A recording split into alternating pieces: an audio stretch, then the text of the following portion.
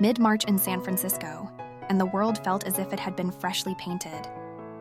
The sun hung high in a cloudless sky, casting a warm glow over the winding coastal highway.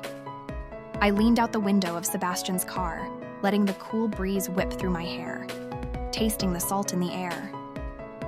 The Pacific stretched endlessly to my right, a shimmering blue expanse that seemed to pull me toward it with every crashing wave. The cliffs on the other side loomed high and jagged, adding a sense of rugged beauty to the road that curved and dipped along the coast. It was moments like this that made my pulse quicken. The open road, the promise of something unknown just around the next bend. This was where I felt most alive. Sebastian was at the wheel, relaxed, one hand casually resting on his knee as he navigated the twists and turns of the highway.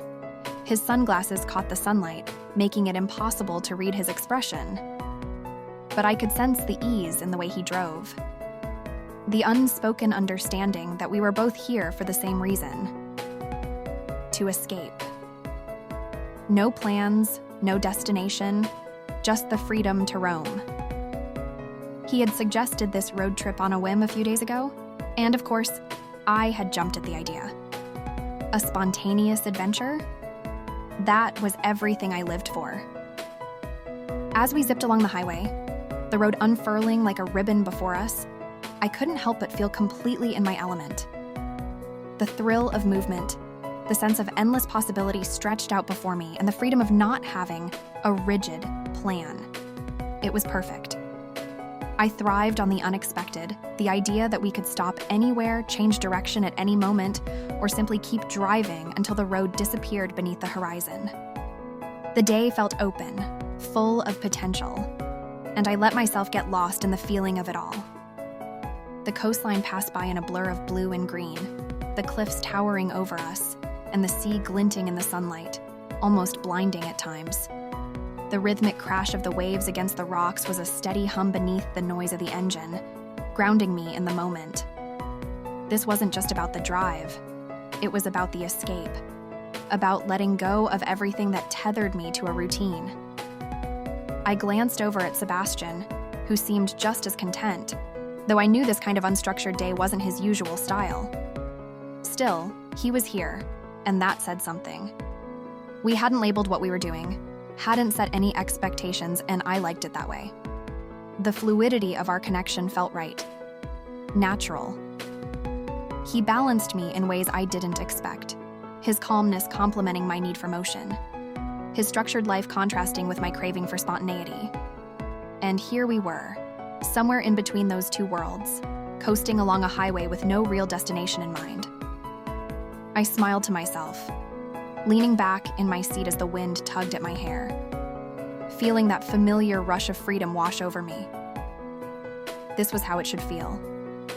Light, easy, full of possibilities. We stopped at a small seaside cafe for lunch, the kind of place where you could smell the salt in the air and hear the waves crashing just beyond the parking lot. We ate our sandwiches on the hood of the car, watching the ocean stretch out before us, endless and wild. It reminded me of why I loved these moments, the simplicity of it, the way everything seemed to slow down, even as the world outside kept moving.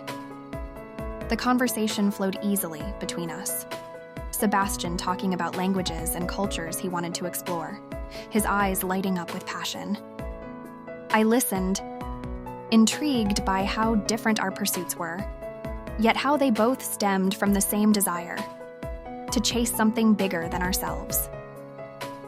As I listened to him, I felt a sense of calm settle over me. The open road, the sea at our feet, and this person beside me who didn't try to change me, who didn't push for more than what we had in the moment, it felt right. It wasn't about knowing where this was headed, but about enjoying where we were. That's all I needed right now.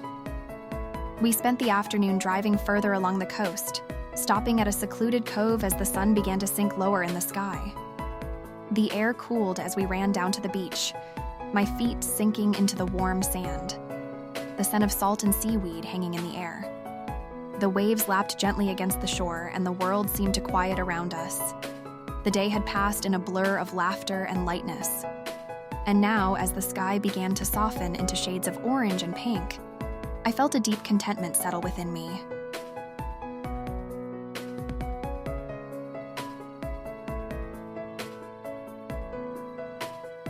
There was something about the simplicity of it all that made the moment feel timeless, as if we were suspended in a bubble of now, untouched by the outside world.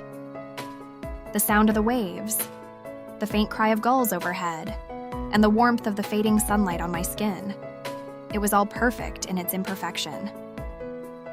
By the time the sun sank below the horizon, leaving a trail of pink and gold in its wake, we were sitting side by side on the sand, our legs stretched out before us, the cool breeze wrapping around us like a blanket. I watched the sky darken, stars beginning to blink into view, and I felt a sense of peace I hadn't expected. This was what I craved. The freedom to explore, the joy of the journey, the thrill of not knowing exactly where I was headed, but trusting that wherever the road took me, it would be worth it. As the last traces of sunlight faded, I smiled to myself, my heart light. The day had been a reminder of what mattered most to me: the adventure, the freedom, and the beauty of living fully in each moment. It wasn't about defining where I was going with Sebastian or figuring out the next step.